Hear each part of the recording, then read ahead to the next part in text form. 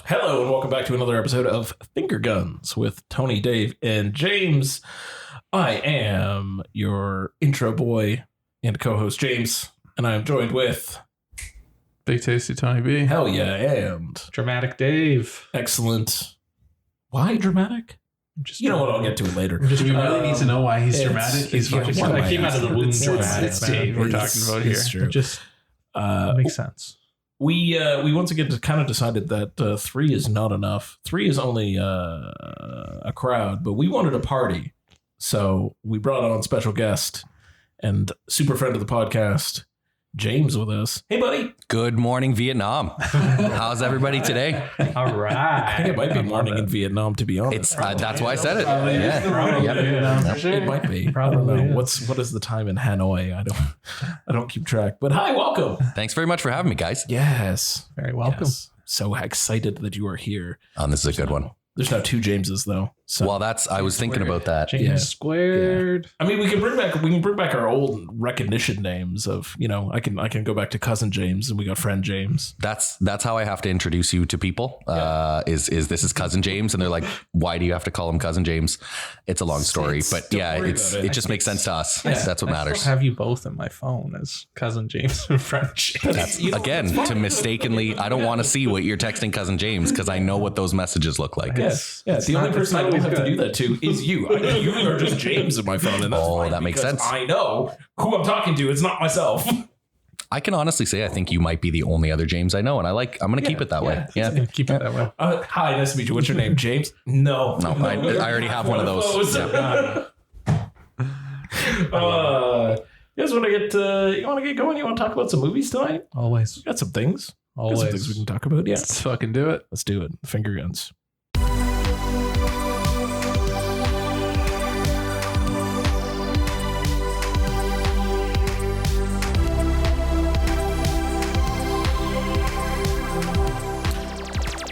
So, our usual segments. Yes, sir. We'll start off with some best, my worst. As I have said for every guest that has joined us, you have the unique pleasure, friend James, of picking anything from your history of ever watching movies ever to talk about for best, man, worst. And where the 3 of us are restricted to literally anything we've seen since the last episode, which for me is exactly 2 movies because I am a sack of shit. Apparently. As long as you're admitting that. I'm owning it. I did watch 3. But for all intents and purposes, it's 2. You watched It's 2. You watched 2. I watched 2, and then we have the main segment one, which is the 3rd. So that's all I got. That's all I had time for. I was in Detroit last week. Life. I don't know. Life happens. Life happens. finds a way. Movies are more important than Is it? Detroit. Oh, It is Detroit. it was nice though. Did you see the RoboCop? Said nobody ever. I did not, and I should have. Why did you not go see the RoboCop statue? I don't know. What other reason is there to be in Detroit? I got good Obviously, pizza. this music and festival pizza. even said. You got the pizza, which got I'm the proud pizza. of you. But you and didn't see something that was called Italian guac, which aces. Is it Fucking just marinara sauce? Like No, so it's like mashed avocados, like you would be making a guac. I like how you said avocado. Avocados. Yeah. And then basically like bruschetta toppings, so like tomatoes and red onion and like fresh basil and like I guess there was still cilantro in there, but like it was all kind of like mixed together and with fresh tortilla chip. Oh fuck, it was so good, fantastic. so good. But No, long and RoboCop short, no statue. RoboCop No statue. RoboCop All right. statue. I forgot. I'm sorry. I'm sorry. Sounds like another trip to Detroit. Pilgrimage. Yeah. There's no reason to go. Just to cross Detroit. through the tunnel. Hey, why are you here? Well, I'm gonna grab a sandwich, but also I'm making my annual pilgrimage to the RoboCop statue that y'all have. People would understand. It's RoboCop. Right man. this way, sir. Police escort to the statue. Omnicorp is right there. They'll bring you right up. I'll understand. Dear God. Anyway, let's hit us with the best. Let's The guest. the guest. So Tony gave me the parameters on here. I don't know if I could remember every movie I've ever watched, so I kind of just went to 2023. Sure. You know, just to keep it simple. And I will honestly say, you guys, I know you'll rip on me for this one, but the best movie I've seen so far this year is the Dungeons and Dragons movie. And I will defend that. And I will to rip on you for that. I will defend it.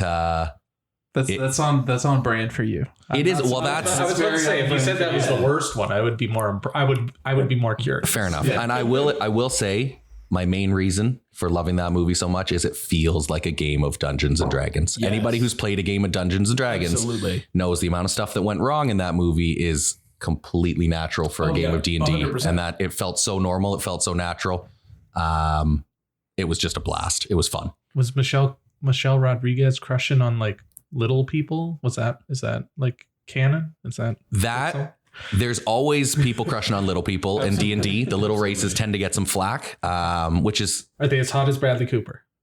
Shrunk they down can be. Cooper. They can be. Yeah. There's anything you want know, it to be, Dave. All right. It's all in your mind. Fantastic. imagination. All right. So that was my best. I just wish the effects were better.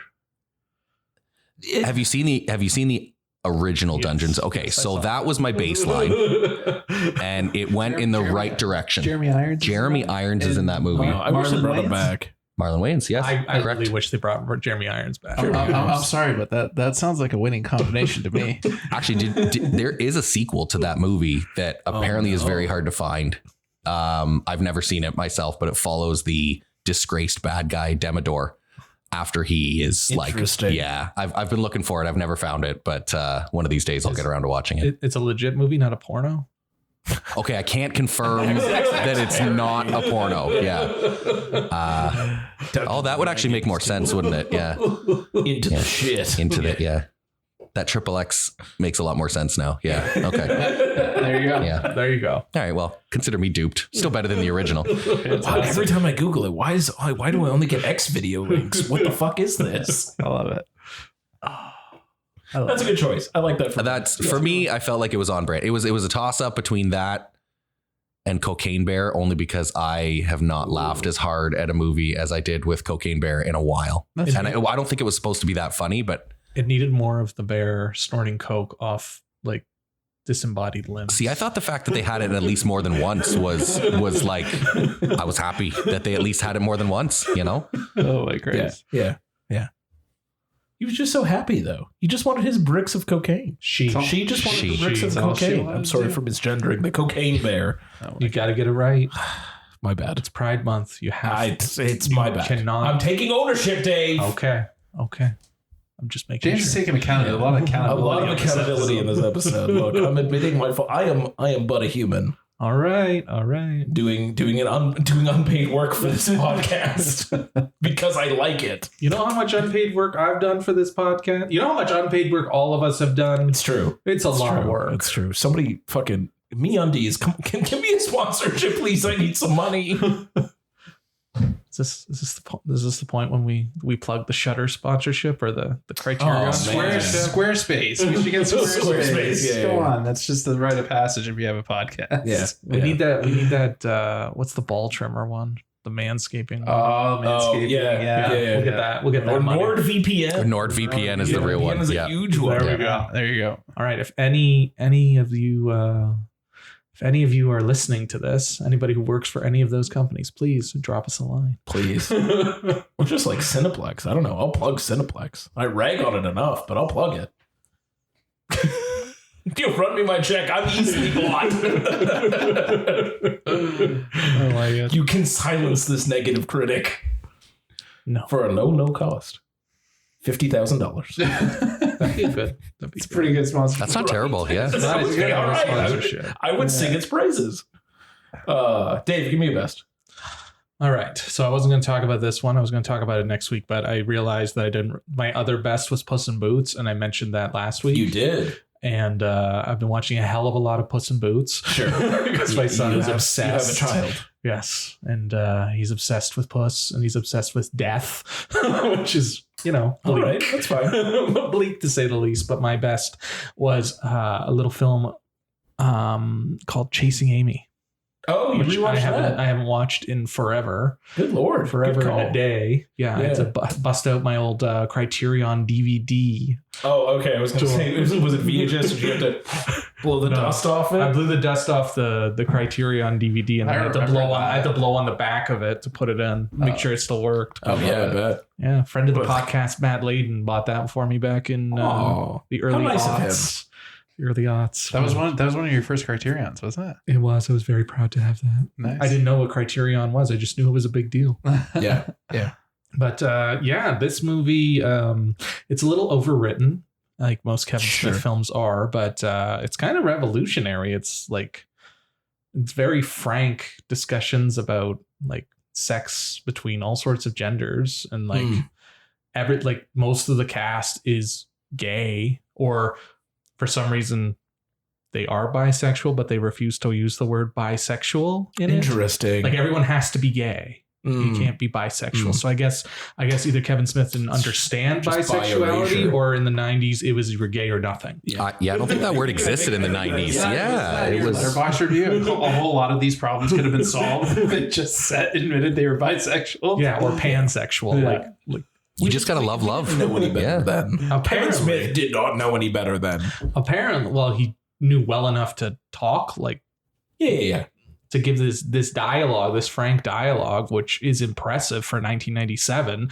And it's also impressive that fucking heartthrob Ben Affleck is in this movie, and it's not all about gay panic, because your Friends show is like literally Gay Panic, the TV show. They're always afraid of anything vaguely gay happening. Yeah. Not even. And they make fun of the lesbians the whole time. So it's nice to see a movie from the 90s where they're not just making fun of lesbians or making fun of gay people. They're actually like interacting and discussing the issues they were having.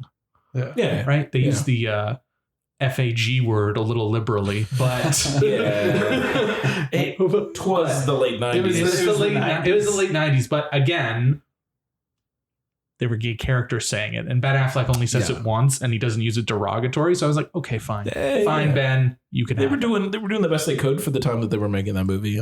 But it's probably like top tier Kevin Smith. I know it doesn't say anything, but it's like one of his best films. And I thought it was pretty funny, and I enjoyed the frank discussions about sex in the 90s, and to think how far we've come, that it's just so normalized in that movie, and it's like from 26 years ago. Yeah. No, I love that. That's good. How was does that monologue still hit? Kevin Smith's at the end. Yeah, it's still pretty solid. Pretty solid. Yeah, he wrote it because he was dating Joey Lauren Adams, and apparently he wasn't okay with her sexual past. Okay. And then it was like his catharsis. So instead of going to therapy, he decided to write a screenplay, which you should do. He cast her. And then he cast her in it, which probably isn't helpful, but she's very good. Yeah, I remember her being amazing in that movie. But there's a lot of monologuing. Yeah, sure. For sure. It's an early Kevin Smith movie. That man liked to monologue. It's all monologues. It's so there's certain points where I'm like, okay, this is a little dramatic. Come on now. It's raining and you're just yelling out your love for. Come on now. Yep. Oh, the fucking chase scene when they close the thing and they're all like running at each other in the rain. Yeah. Fuck that. Yeah. But Matt Damon shows up for one reason or another, and so does Brian O'Halloran. Okay. He was glued to Ben Affleck's hip at that time still. That's true. So that makes sense. That tracks. He was probably just chilling in Ben's trailer the entire shoot anyway. What the fuck else was he doing? Writing Good Will Hunting. Exactly. And Casey Affleck shows up too. It was a family affair. It was like they're like the beginning of the movie, like they're at the 3rd annual New York Comic-Con. And I was like, whoa, okay. That dates you. That's painful. That dated it, because it's literally just, it's all comics and people dressed as obscure comic characters. So that makes sense. That tracks for Kevin Smith though. It was just funny. That part was a time capsule. The rest still very good. Yeah. Excellent. Still very relevant. I like it. Except for the fact that I know Ben Affleck can't turn a lesbian straight. No. Maybe he, she's bisexual, so I get it. But like, if we're going to keep with this charade of her being a lesbian, he's not turning her. No. You don't come back. Especially not with that fucking goatee he has in that movie. He's like a little soul patch thing. He's got like a fucking giant goatee. Oh yeah, that's right. It's like the really manicured goatee thing. Yeah. Fucking guy. I love it. I've talked enough about Chasing Amy. Okay. I'm torn between the two because they're both good. You know what? I'm going to talk about the more fun one first. I watched Miami Vice. I was hoping that was going to be the more fun one. The Michael Mann. Yeah. Nice. Actually, Michael Mann did the TV show too. So the film Miami Vice with Colin Farrell. Oh, that's the and Jamie Foxx. That's like pinnacle, like Colin Farrell, like drugs and alcohol. Yeah. The best cover of In the Air Tonight. Oh, since Phil Collins himself. Absolutely. That's all I remember about that movie. When during that scene was playing, I'm like, oh, they're gonna have to nail this drum fill in order to land this one. And then they did. They crush it. Yeah, fuck yeah. That's the way you cover Phil Collins. I love it. I haven't seen that movie since it came. I saw it in the theater. Yeah, so okay. I'm gonna do a weird like YouTube plug shout out to Patrick H. Willems, who did like kind of a deep dive through what he considers vibe movies. Mainly talking about Tenet being a vibe movie and how it's fair. The plot of it doesn't really matter. You're just kind of along for the ride. And it's all about like what's happening and not sort of what is being fed to you plot wise. Like that's secondary to the rest of the adventure. Like how he survives, how he's able to open the door at the end. Don't worry about it. It doesn't matter. And then he was talking about Miami Vice, and I'm like, fuck, I don't think I've ever seen Miami Vice. And to be honest, I was watching it. I'm like, nope, I don't think I've ever fucking seen this movie in my life. Because I think when it came out, people fucking hated it. It was very love-hate. Yeah. And I was just like, oh, well, then I guess I'm not going to watch it. So I didn't until now. And I kind of watched it from the lens of it being a vibe movie. And it's like, yeah, because it skips over shit. Like it doesn't really matter. It just kind of yada yada us through a lot of stuff. It's like, all right, now we're going to go deliver the drugs. Cut to them putting the drugs on the boat. It's like, oh, okay. Sure. I guess. No planning. Do. Yeah. Or like, we're going to deliver it by plane. Cut to the plane behind another plane trying to fly underneath the radar. I'm like, oh yeah, I guess it's not really an intense scene now, but sure, I get it. Like we're just kind of doing it. It doesn't matter. I loved it. It was a lot of fun. It's coming around full circle now because like Dave said, it was universally like hated when it came out. Like it was like very loved. Yeah, you either I think they say you loved it or you fucking despised it. Yeah. But I'm seeing more and more articles now that people defending that movie and saying, you know what, hold on, like it's actually a pretty good fucking movie and it looks fucking beautiful. It's beautifully shot. It came out at a time when like Michael Mann was like experimenting with digital film. Yeah. So it looks very like it's at the time color. At the time, it looked much different than anything else. Plus, people were expecting like campy Miami Vice, and it's deadly serious with his fucking stupid facial hair, and he's not wearing the yellow fucking shoulder pads. Yeah. It's a very serious, very raw and gritty kind of thing. Well, that was what Michael Mann was going for back then, because like it looked a lot like Michael Mann did Collateral, and he did Public Enemy, right? Yeah, or Enemies. Public Enemies, the one with Johnny Depp. Yeah, the one with Johnny Depp. And all three of those movies all look virtually the same. He was going for that experimental, gritty, really raw kind of looking movie, right? I will say handheld, very like grade, very like in there. Very. Yeah. And like the color grading was whack. Like there was a full scene where they were driving a boat and that thing was just blue. Like it was just all shades of blue. Well, it might be different too. Like you might be watching like a modified, like where he went back and cleaned it up thing, as opposed to what it looked like then. But very much so. But still playing with colors, playing with tones, playing with... It looked very different. It was very different than what you would normally see. But also it made me want to watch Collateral really badly. So I think that might be... I have that on 4K and I've really wanted to watch it. Collateral's so fucking good. It is. Tommy Cruise. I was going to say that's with Tom Cruise as a bad guy. Yeah. That's an awesome. Yeah. They need to do more of those. Yeah. Spoiler alert. With his salt and pepper hair thing that he's got going on. It's not even like, no, it's 10 years. That's how the movie is set up. He's like, I'm going to give you all this money. Drive me. Don't ask questions. Yeah. he could be a good guy. He's an anti-hero. Yeah. There you go. He's an anti-hero. For some reason, it's the suit. Yeah, that's a very non-Tom Cruise role in 2004. Completely non-Tom Cruise. It's wonderful. I love that movie a lot. It's good shit. Saw that one theatrically too. Quick plug, because I didn't know we were going that far back. I just want to say that I just watched Idiocracy not that long ago as well, like last week. Yeah.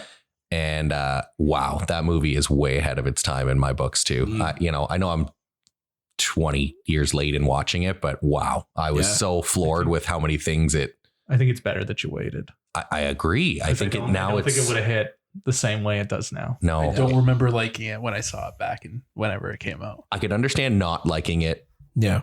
But now going back and watching it with, 2023 eyes, I'm like, wow, this movie's way ahead of its time. Yeah, absolutely. Yeah. I keep seeing that. I've still never seen it.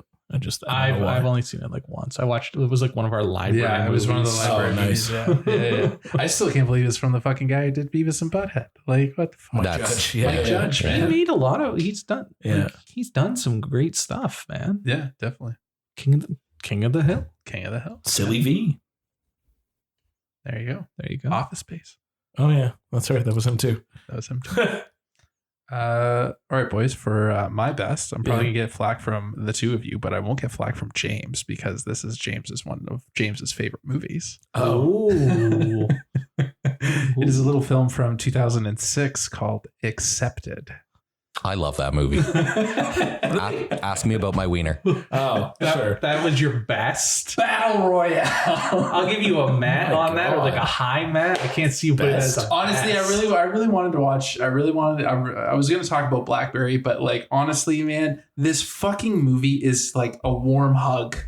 Like it perfectly encapsulates what it was like to be a person in 2006. Like the fears of going to post-secondary. To just exist in 2006. It transport. Like when we were watching it, I convinced Melissa to watch it. I said that me and James have watched this movie religiously when we back in our Tim Hortons days, lots of times, our Booster Juice days. We quoted it to each other too, especially just looking at each other and just being like, Battle Royale. Yeah. I feel like I've seen that movie once.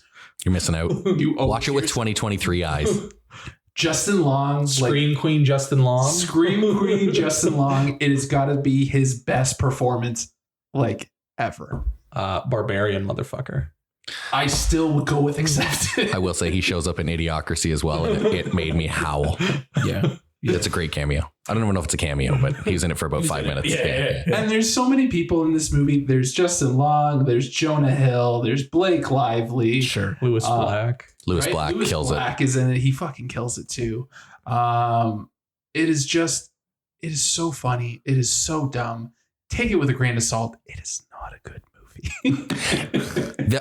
I think we've talked about this before. I draw a firm line between good movies and enjoyable movies. And for me, Accepted falls squarely in the enjoyable category. Exactly. You having a bad day, throw it on. You haven't, you know what? Like I get it. I get those movies. Yeah. Right? Okay. It's in its own category. You're saying you're best, sick. but You're it's sick. like You're best sick. for. You're sick. You feel like shit. You just want to laugh. It's a chicken noodle soup movie. Right. Yeah. Maybe you smoked a joint. You got a little too high. I get it. You will giggle. This fucking movie just delivers, man. And I just love it so much. So you know what? It is the best. I'm right there with you. See, James got me. But I also did see Blackberry and it's very enjoyable. And I'm going to plug Canadian content. Go and see this fucking movie. Yeah, we'll get there in a sec. Just hold your horses. Okay. Okay. I've said enough. James, hit us with your meh. My meh was fairly recent as well. I had decently high expectations for this movie, a sequel, but Shazam! Fury of the Gods hit right across the middle for me. It was not what I thought it was going to be. I wanted more. I actually put off watching the first Shazam for 2 years after it came out. Really? Finally got around to watching it and thoroughly enjoyed it. Yeah. And thought, hey, this second one's coming out here. This will be good. They're going to do a little more with the characters, a little more with, they're going to tie it into maybe the DCU a little bit and how they're, and it just didn't do it. I feel like they teed it up and they just kind of, I don't know. It just fell off for me. It didn't deliver in the way that maybe that's my own fault for expectations, but it's because you didn't taste the rainbow, motherfucker. I suppose so. It's I'm wearing the rainbow. I'm not tasting the rainbow. Very proud of you. Yes. That's an awesome shirt. Yeah. My sister made me this shirt. I'm pretty proud of it. Amazing. Yeah. Oh, that's lovely. Yeah. For those playing the non-visual game, it is a shirt with 6 lightsabers on it, all with all in the colors of the Pride. Rainbow lightsabers. I love it. It's amazing. I love it. Thought it was relevant, I like it. So Well, that's it's June. Yeah, it is. Yes. So that's my meh movie. It's I had to really strive for that because, most movies are meh in my books. It takes a lot to really get through. It's long and it's tough to get through. And there's a lot of weird parts where they're trying to be childish and then they're suddenly being adult and they're not doing a good job with the time. No, and neither. Yeah. And it, again, I think Standing in the Shadow of the first one as a standalone, we've been talking a lot about, standalones. Yeah. Maybe a movie that didn't need a sequel. Yeah. I think it didn't. And it literally it said enough. That's exactly what that's exactly it. It said enough. And like everything that was good about the first one, they're like, okay, cool. We like that. Let's double down on that. But like, Zachary Levi, he's awful in that. Yeah, movie. it did not. He's not. He doesn't. I don't know what happened because he was so charming. He was so funny in the first one, and then in this one, I just wanted to beat him with a stick. Yeah, he was just whiny. Yeah, he's just too whiny. Yeah. It's a shame. It's a shame. And it looks like absolute garbage. Like the CGI. I don't remember the visuals too much. Just garbage. I didn't think the CGI was that bad. It wasn't as bad. It wasn't as bad as Black Adam, but like it still was pretty terrible. That Black Adam. I still haven't seen Black Adam. Yeah, I don't think. Yeah, you're not missing much. Yeah, you can leave it that way. You'll be all right. Watch the trailer. It's pretty much says it all. Yeah.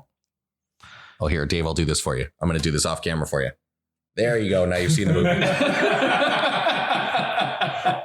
Yeah, you're done. It's good.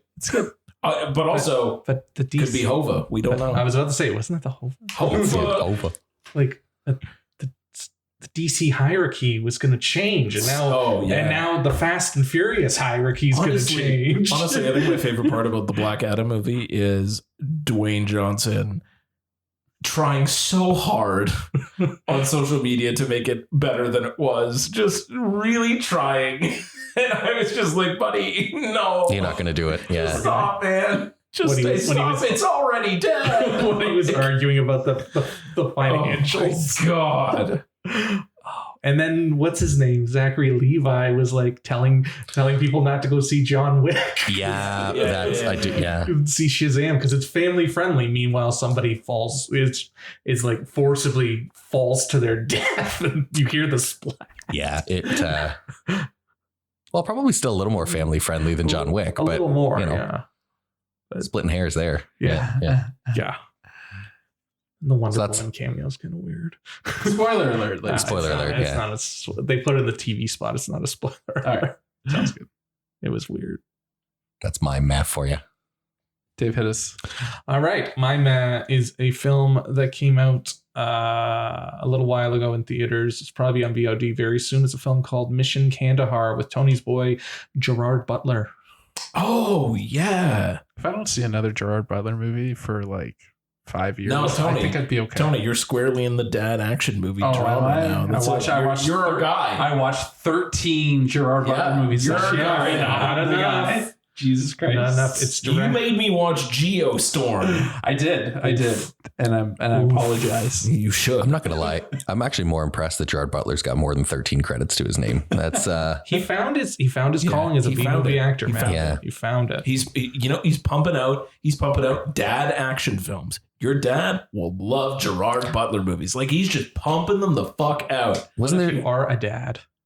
You have to love them. Then that's you're in the. Why this is in May. This is the top. This is your favorite movie this year, Dave. We're telling you. One of all time. No, that's fine. You have until you're 40, and then it's all downhill to Gerard Butler's back catalog. Oh man! So you're gonna be retconning. We're gonna still be doing this podcast. You're gonna come and be like, you know what? Geostorm is a misunderstood film. Okay, let's not put words in my mouth that I'm never gonna say. So it's directed by Rick Roman Waugh, who did that's how I'm pronouncing his name. Sure. He did Greenland, which I hear is actually really fucking good. I hear Greenland's really good. And he also did Greenland. Why do I know that? It's a Gerard Butler movie. There it is. Greenland. Holy shit. Yeah, I liked it. Okay. It was all right. Have you seen Greenland? That's why I know it. No, I have not seen Greenland. No. All right. That's like the military one. It's like Greenland's the end of the world one. The end of the world. Oh, the end of the world one. The end of the world one where they have to go to Greenland to. I'm confusing it with another movie that has green in the title. Never mind. Green Zone? Yeah, that's it. I never sat. I could never sit through that. He also did Angel Has Fallen. Nice. He did Snitch with Dwayne The Rock Johnson. Good one. And he's it looks like he's going to be doing the Cliffhanger sequel and Night Has Fallen. Yeah, I was going to say, didn't he get signed to do Night Has Fallen? Fuck yeah. First Olympus, then London, then Angel, now it's Night. Hell yeah. Don't forget about the TV series. Are there legitimately 4 movies in that series? There's 3 right now. 3, but there's a 4th one coming? No. There's going to be a TV show as well. Why? Like, that's my main question, but why? Need it. I guess. I mean, dads over 50 need it. I suppose. My dad's been pretty happy with the Fast movies. If they just keep pumping those out every year, he'll be around forever. Yeah. They probably will. Yeah. You just got to get him. You throw in Olympus Has Fallen one night and just. Oh, I'm sure he's got that on his PVR. You know, he's got that taped from 2 a.m. You know, that's definitely something he taped. We did. It was magical. It was a magical time. I have that on Blu-ray. Oh, you have Olympus? Yes. Oh, good for you. Thank you. That's nice. Do you have Angel? No. Do you have London? No. Because I don't buy. Were those straight to DVD? No, I saw London theatrically. I don't know. We saw London theatrically. Did you come with me for London? No. We saw Angel together. All right. Third one. That tracks. All right, carry on. Back to the actual new Gerard Butler film as we just devolve this entire episode back into Gerard Butler. I do love 300. I'm not going to lie. Like, Tony's a big law-abiding citizen fan. Law-abiding citizens. Yeah, that one's not bad. Yeah. I just remember like his rom-com days too. I just remember Ugly Truth. Yeah, I think there's one good Gerard Butler rom-com. I want to say it's Ugly Truth. It's Ugly Truth. Yeah. Good. I rewatched that one. I just love when he stabs the guy with the T-bone steak, the bone in Law-Abiding Citizen. Oh yeah. And he says something along the lines of like, it's going to be biblical. And I use that quote way too often. I've heard you use that when you have to go to the bathroom. That's usually when I use it. Yeah. That's usually when I use it. So I hope Gerard Butler is proud of me for that. But just to make sure that everyone's clear, the best Gerard Butler movie is Den of Thieves. So you need to go watch that. Den of Thieves is good. I don't think I've ever seen Den of Thieves. I haven't seen it either. David, like, just unplug your mic. I don't care about operating whatever this Mission Kandahar. Mission Kandahar. Go home, watch Den of Thieves, come back. Okay. And you guys are still going to be here? We'll still be talking about, we have a lot. Yeah. We haven't even got to the main content yet. Holy fuck. Give me the 2-minute synopsis on Operation Kandahar. Mission. Fucking Christ.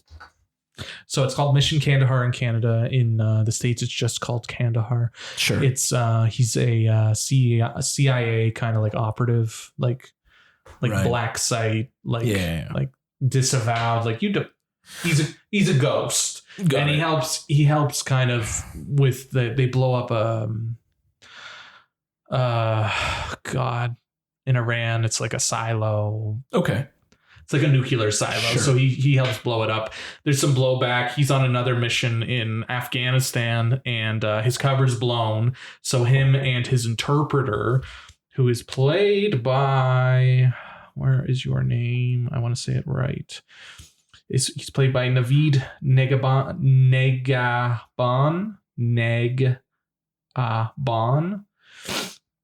And he played the Sultan in Aladdin, and he was Abu Nazir on Homeland. If you ever watched that, yeah. And he's very good. Yeah, and so they kind of team up, and they have to go on the run to go to an abandoned airfield in Kandahar to get out. Cool. And basically, everybody in Afghanistan and their mother and their grandmother is trying to get them and kill them. Got it.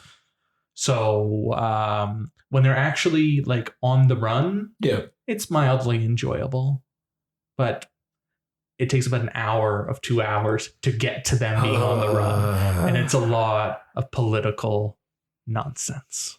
So my dad would love it. He probably will. Okay. And it's just they introduce a lot of characters, and they all kind of like all of their agendas kind of blend together, right? And it's just kind of like. I don't care about all the bad guys. I just want to see fucking Gerard Butler kill some people. Yeah. And he's just very like I don't think they put any makeup on his face, so he looks a little haggard. And like he's like battle hardened, and he doesn't say anything funny. He's just very serious the whole time. So it's like, it's a matter. Right. Like it's I would watch it again maybe, but yeah, I wouldn't rush out. That sounds like an 11 o'clock movie where you're just trying to fall asleep and you're like, you know what? Oh, you know what's on here? Mission Kandahar's on. We're gonna throw that on. Yeah. I think that's the way worth a watch. Yeah. Worth a watch at 11 o'clock, or you pass later. you pass by Showcase and it's playing. You just leave it on. You don't care about the commercials. Yeah. That's pretty much it. And I hope you guys aren't holding it against me that I was doing really badly pronouncing that gentleman's name. No, it's fine. It's fine. Do you? You it's live all your good. truth, buddy. Yeah, right. It's all good. Just Abu Nazir, man. Abu Nazir. I get it. I'm a big Mandy Patinkin fan. You know I watched Homeland. I do know you love your Mandy Patinkin. You can't not. Anyway, so mine's not a meh. It's just another movie. Second best. I just want to talk about Blackberry. Because so happy you guys finally saw it. Holy fuck, is it good? Really? So good. Yeah. Super good. Is it framed as a biopic? Is it framed as a biopic? Like, is it more about Jim Balsillie or is it more about the Blackberry product? It's more about Jim Balsillie and I'm blanking on Jay Baruchel's character name, the other founder of RIM, or the real founder of RIM, I guess, Mike Lazaridis. Mike Lazaridis. Yeah. There you go. So it's really about like the start of RIM as a company in Waterloo and trying to get that funding, and then it's kind of like the rise and fall. Like there's like a whole segment that is very much them trying to get the money to get RIM off the ground. Right. Yeah. And finding out that it's severely in debt from the start. Like it was bad. Yeah. And then kind of cut to the world's first smartphone, how they're staying on top, what's going on now. Yeah. Cut to Apple has this new smartphone is coming out with the iPhone, and you're not making something, you're sticking to your guns. And you're making something that's definitely inferior and it's going to fall apart. So they go cradle to the grave with it. They show you Inception all the way to RIM no longer exists. Yeah. All the way, including all the stuff where fucking Balsillie was trying to get his fucking NHL team off the ground. And that's like the majority of what I know about Jim Balsillie is he was trying to get us a hockey team in Hamilton. There's like the best part of the movie is probably him in like the room with the board yelling at Gary Bettman. Yeah, it's pretty yelling. I was all over that. I was actually really excited when that might have been a possibility. Yeah. There's a brief moment with him at Cops Coliseum trying to like negotiate the rights to cops, and that was funny. Melissa looked over at me and she was like, "Wait, did this actually happen?" And I was like, "Yeah, it did." Actually, you almost got it. It's not that embellished. Yeah. No, it's. I mean, I'm sure they changed a few things in order to make it movie. But for the most part, it is just a straight cradle to the grave. Like this is, and like then I found out, or more recently, that it's coming out on CBC in the fall. That it's gonna be a mini-series on CBC, and it's gonna be like extra long, and there's so much shit that they cut out. Oh, really? So they're gonna turn it into I'll watch that version. I think because that sounds like it'll be pretty cool. Yeah, I'm sure it'll expand on some of those because like it did yada yada over some periods of time where I think they could have like done a little bit more, but it was basically like at one point they were just like, and this BlackBerry's out, and this BlackBerry's out. I'm like, I remember these models, but fuck, I couldn't tell you what they did. I miss my BlackBerry Bold. I love it. And I think they could have like expanded on the fact that like they secured a lot of government contracts. They focused on like they had like the consumer end, but like there was a lot of business and government contracts that they got. Yeah. Because like the government basically ran on BlackBerry during that era. It's true. And then the entire thing. Doug Ford still has BlackBerries. Fuck. They're just making them just for him. Yeah. And then the entire thing with Apple, which woof. Yeah. That part was interesting. But Jay's never been better. Holy shit. Jay's been so well good. acted throughout the entire Glenn's thing. really good. Glenn Hamilton crushes it. Just fucking from Waterloo where the vampires hang out. Yeah. That's a 7 out of 10. I'm pretty proud of that one. But he does it so well. He does it so well. Fucking, I enjoyed Carrie Elways in that. Yeah, and fucking Matt Johnson. I was going to say Matt Johnson was so good. Matt Johnson's great. And for some reason, he was dressed as Matt Johnson. Yeah. I was watching a YouTube video of him today reading Letterboxd reviews of BlackBerry. And I was like, do you stay in character to the DVD comments? That's him on a normal day. Like we saw him at TIFF a couple of times. That's what he's wearing. Oh man, guy. Because I wanted to go up and talk to him, but he was like very much like like didn't want to be disturbed. Yeah. What a weird guy.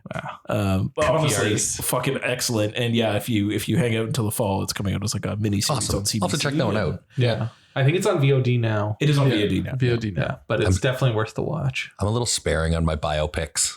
They really got to be, but that living through that in Canadian history, I think is pretty cool actually to be able to. It's like, just think of it. Don't even think of it as a biopic. Just think of it as like a heritage moment, like maybe like one of those Canadian heritage moments, but like a 2-hour heritage moment. Print out the heritage moment, like the frame, and just watch the whole thing in the heritage moment frame. Put it around your TV. And Dave, I think you're onto something there. That's like the way that they shot it too was very like Office style, sort of whip panning. Like they would just like you were never like cut directly to the conversation. It would be like someone would say something. It would be it's like Succession, like Succession. Oh, like okay. The Office, yeah. Because you're in the background and you're like watching fly on the wall almost. Fly on the wall type. That's cool. Yeah. I was trying to find out, and it's fucking intense. Yeah. Like it's like for something you actually like have knowledge about, it's still pretty fucking intense. Yeah. I was trying to find out who played. Oh, there it is. It was Michael Ironside. Holy Michael Ironside. Fuck, I love when Michael Ironside shows up in anything. Anything, That guy yeah. can, like Fuck, what did he show up? I think he was on. Was he on Barry? I think he was on Barry recently. yeah, And he had an accent in that. And I was like, oh, it's Michael Ironside doing an accent. That's wild. God. I love him. Anyway, He's so Blackberry. good. Go see it. Check it out. Wait for it. I don't care. Just check it out. Just at some point, get around to it. Yeah. You need to watch Blackberry. Tony, what do you got for me, buddy? This time I have a very special segment of things that Tony remembers being good. Oh, cool. I love this segment. That's my favorite. Your sidebar segment? My sidebar segment. For Go my on. man, I've picked a very interesting movie that's near and dear to my heart. Near and dear to my heart because Dave knows how much I loved this movie as a child. Wait, is it near and dear to your heart, or is it like formerly near and dear to your heart? 'Cause now you hate it. No, I didn't. I wouldn't say I hated it this time. I just Is it the big hit? I opened my eyes to it. You never know. Big hit might show up. This one is called Deuces Wild. Deuces Wild. Deuces Wild. Kivu Deuces Wild. Tony, Do you know what Deuces Wild is? no. Deuces Wild is a movie from 2002 that is basically a comic book convention full of that guy people. Oh, sure. Let me just run you by the cast of this movie. Oh, by the way, this movie is basically West Side Story. It's sure. beat for beat. You got these two rival gangs. They hate each other. The sister of one of the rival gangs comes into town. The brother of the other gang sees her. They strike up a relationship. So it literally is West Side Literally, It sounds like West Side Story. I was gonna say, we just saw West Side Story. Does anyone walk down snapping? I was gonna say, if there's not snapping, yeah. What do we do? No, but they do meet at a park basically, and they got their chains, and they're all like going like this with their bare knuckles, and they're like fucking like dragging their baseball bat across the fucking Like an ground. Anchorman? Like Anchorman. Yeah. Pretty much like Anchorman. But let me run you by this cast, boys. Can we also just clarify that anything that is West Side Story is also just Romeo and Juliet? I was gonna say, that's pretty sure it's just New Age Romeo and Juliet. Yeah. Cool. We're on the same page. Yeah. We're all there, yeah. Okay, you ready for this? Steven Dorff is the lead. Then you got That's a name. Fairuza Balk. Ooh. You got Brad Renfro. R.I.P. You got Norman Reedus as the big bad. Wow. James loves Norman. I do love Norman Reedus. I bumped into Norman Reedus at a Comic-Con. What he said? Did he say anything? He just took off his sunglasses and looked at me. His bodyguard was way too big. I wasn't going to say anything to him. Did you tell him he didn't need any fucking rope? I should have told him he didn't need any fucking rope. This other guy, his name is Max. I can't pronounce his last name, but he is the guy that turns in Johnny Depp in Blow. Oh, Okay. Yeah. Okay. So he's a rat, and guess what kind of guy he plays in this movie? Is he a rat? He's a fucking rat. excellent. Typecast. Then you also got Drea Di Matteo from I love Drea Di Sopranos. You also have Vincent Pastore from Sopranos. And this one you'll get very excited for. Frankie fucking Muniz is in it. Wow. As Scooch. Great. And, Perlick. to round out this cast, you also have Mel Rodriguez from Last Man on Earth I love him. and Matt Dillon and James Franco. Yeah. Wow. not gonna lie. That's you're also just gonna skip over Johnny Knoxville. I was about to say, and before I I like that we're all just sitting here on Letterboxd reading everybody who's in this stupid movie. Johnny Knoxville's in the movie too, and like you won't even notice that it's him. I literally had to do a double take. wow. But this Are you not going to mention Michael Endoza? You said 2002 on this one? 2002. Michael Endoza. He played Louis. Oh my god! Oh, that guy! Yeah, Louis gets it bad in that movie. They drop cinder blocks on his car. Oh no! Poor Louis. Rip. This movie is just a blast. It's a blast. Louis Lombardi's in this too. I love this guy. A who's who of I was like, Dave's going home to watch Yeah, Deuces Wild. Deuces Yeah. Wild when he gets home. I love this guy. Oh, that guy. Yeah, that guy. I know that guy. Gets it. I feel like they all died, don't they? A lot of them die. Yeah. There's a lot of death in that movie. Balthazar Getty? Yeah, Balthazar Getty. Oh, he gets it like a bitch too. Deuces Wild. Like everybody gets it like a bitch. I loved this movie when I was a child. It was one of my go-tos. I loved gangster movies, and this was like gangster to its core. Was it though? It's just not good. It's not good. The dialogue is so horrible, and like Frankie fucking Muniz is in it, and he just wants to be part of the gang, and he's like hanging around, and he's like, the fact that Frankie Muniz went so far in this movie and he didn't die, he was like in constant drive-bys, just around when there's drive-bys going on, and he survives. 2002. That would have been like early days He was of baby. I was like, that would have been like even before Malcolm in the Middle. Yeah. Around the same time. Around the same time. Like he would have been Young Guns. Yeah. But yeah, it's my man. I still found some goodness in it. There's some good scenes in it. The fight scenes are very over the top, and they're very they're exciting. And yeah, a whole lot of people die. Is Officer Kripke one of the characters? Officer Kripke. Is that his name? Officer Kripke. What's the guy's name in West Side Story? You're my West Side Story guy. Oh yeah, it is. Yeah, it is. Yeah.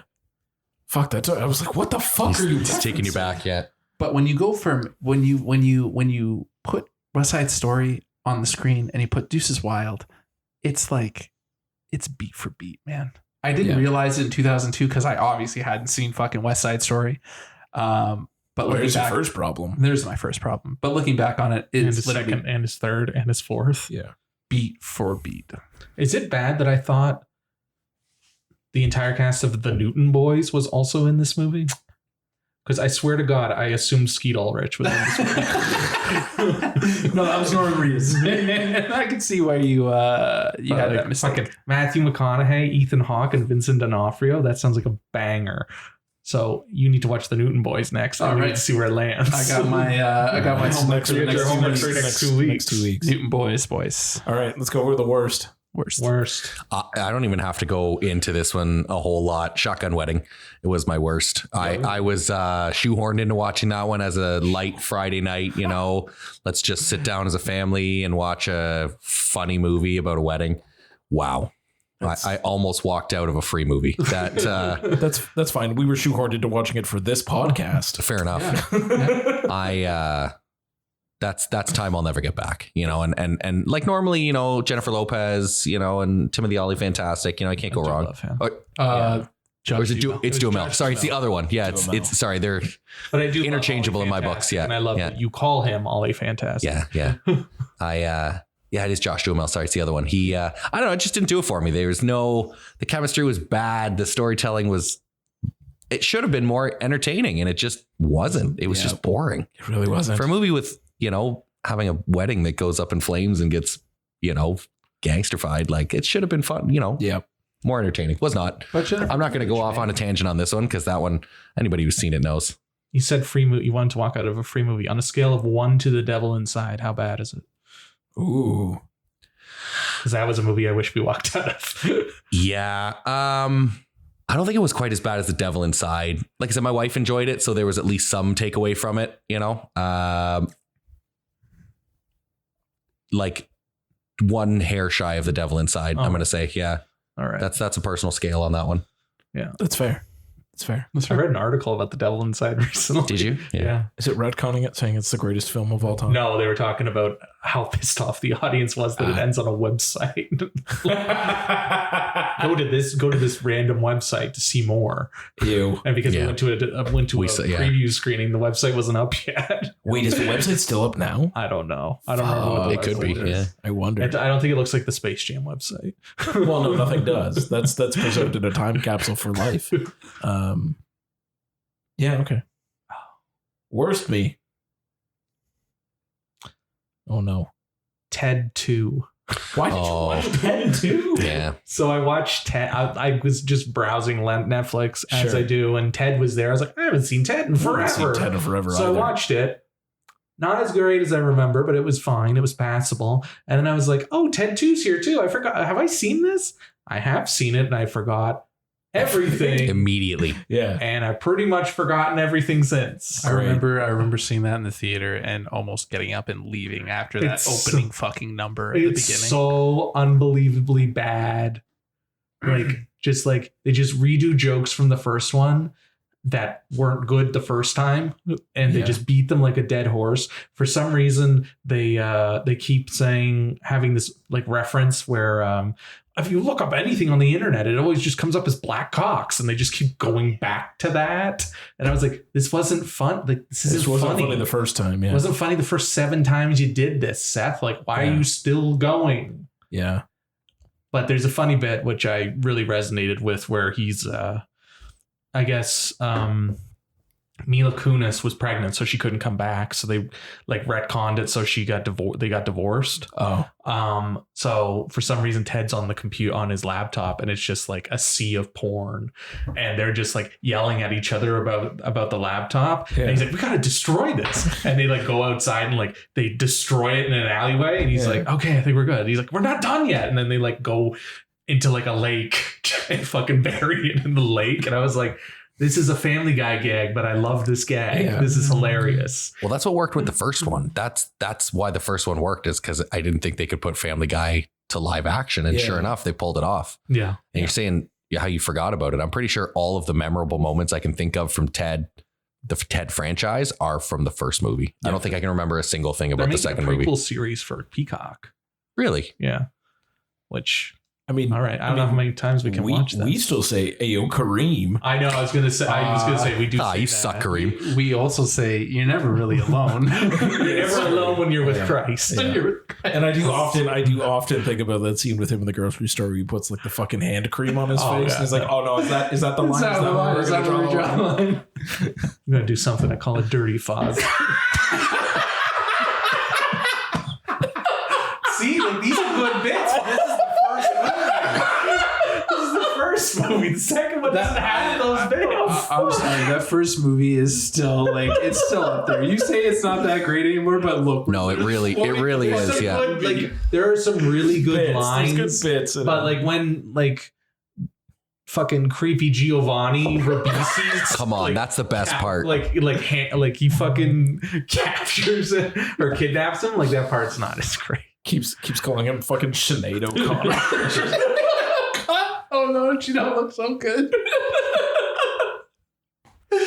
I think I'm just gonna go home and watch Ted. But the other thing is like Ted 2 is like, it's about human, like it's about his right to be a person, considered a person, not property. Yeah. Which I was like, this is really resonant, but like it's behind a bunch of common fucking weird, creepy Giovanni Ribisi jokes. Yeah. And like, there's a whole bit where like fucking like Marky Mark gets covered in jizz. And I was like, all right, cool. Yeah. There's a Tom Brady part too, isn't it? Oh yeah. They try to go jerk off Tom Brady because they need it because Ted doesn't have a penis. He wants a kid. So they're trying to get a sperm donor. They fuck it up with Marky Mark. So they want to they ask Flash Gordon. And he's like, no, I like have nothing left because all I do is drugs. And then, they break into Tom Brady's house to jerk off Tom Brady. Also, anytime I hear the song, "I Only Want to Be With You," I always just sing A-E-I-O-U. I can't. It's so good. I thought you were just going to break into Shaboopy there. I thought it was Tom Brady and Seth MacFarlane yet. Yeah, No. so Ted 2, not good. No, Don't remember no. much about it. No, It's funnier. Though I'm also going to watch Ted now. You're talking about it. I don't remember any of the scenes you're talking about. I know I've seen that movie at least once, and you're saying scenes. I'm like, theatrically, yeah, I don't. It's I don't remember those scenes. It's so Yeah. unbelievably bad. All right. Tony, give me a worst since I have nothing left in my tank. Another favorite side segment of mine. Movies that Tony watches at 3 a.m. that has Nicolas Cage in it. You need to adjust your sleep schedule, homie. always Ghost Rider. This one is a movie that Is it Ghost Rider? it's not Ghost Rider. Is it Ghost Rider? Ghost Rider would never be in Vengeance? the worst. Okay, maybe Spirit with Vengeance or whatever the fuck that is. This one is something that the three of us, minus James, saw at Midnight Madness at TIFF one year. Can you guess what it is? We've seen a lot of things. Yeah, My with gut. Nicolas Cage. Oh, We have Nicolas seen Cage. a number. Oh. We've still seen a number of movies with Nicolas Cage. Was it the H.P. Lovecraft one? It was No. not. This one is the worst one that we've seen. No, give it to me. I'm not gonna get it. It's a film called Dog Eat Dog. Oh fuck! I don't know how it could be that bad. Like Willem Dafoe's in it, and it's directed by Paul Schrader. Yeah, it's bad. No, don't get me wrong. Dog eat dog. The I don't men- even fucking remember this. The movie. only memory I don't remember anything about it. I just remember it looked very experimental, and I remember what's experimental? he couldn't come, so they had a message from him, and he was like with a glass of wine and like he was in wine like country. he was in wine country. I remember that. Right. We were really disappointed about Yeah. that.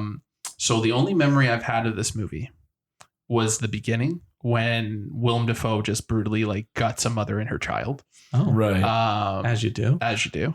And then whatever I thought was the movie, yeah.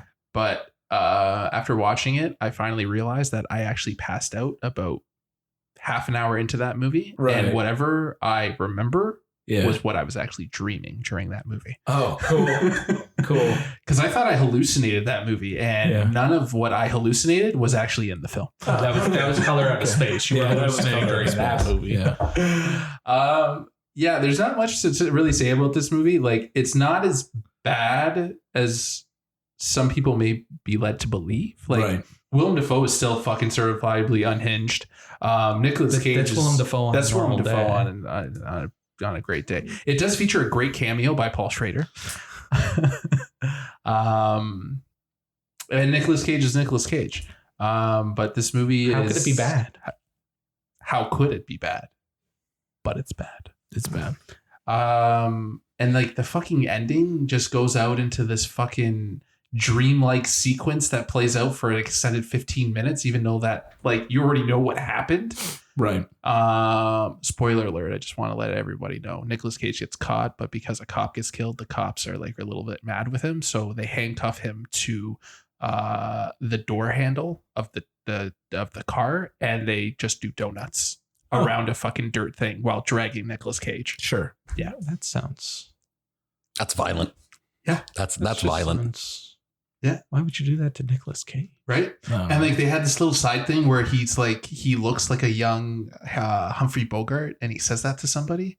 And then at the end it comes in because he starts acting like Humphrey Bogart, and like he like robs somebody, and they're like, oh, you kind of sound like that guy from the 50s. You know, what's his name? And then he's like, oh, Humphrey Bogart. Why? That's random. So what you're saying is Paul Schrader called Willem Dafoe, called Nicolas Cage, said he had a vague idea for a movie, and then just told them the bare thread, and then said, I'm going to make it experimental. Go. Yeah. All right. Fun. Pretty much. Cool. And that was Dog Eat Dog. Cool. I watched Renfield. It was not very good. You're right. But yeah, Excellent. that's all I got. Excellent. Cool. Do you have a Shutter minute for us, Tom? I also have a Shutter minute for you guys. Cool. You Very want to keep it excited. to a crisp 2 minutes for me, buddy? I'm going to do my best. Yeah, but let's you get got fucking this. weird. Can we get weird? Yeah. I mean, Have we not been can weird this continue. whole This is- time? yeah. let's just get weirder. I was just quoting Ted, and you guys were dying laughing. Yeah. Yeah. It's good. All right. Let's get some weirdness. Evil lurking deep inside, its darkness knows no limit. So listen closely if you dare. This is the Shudder Minute.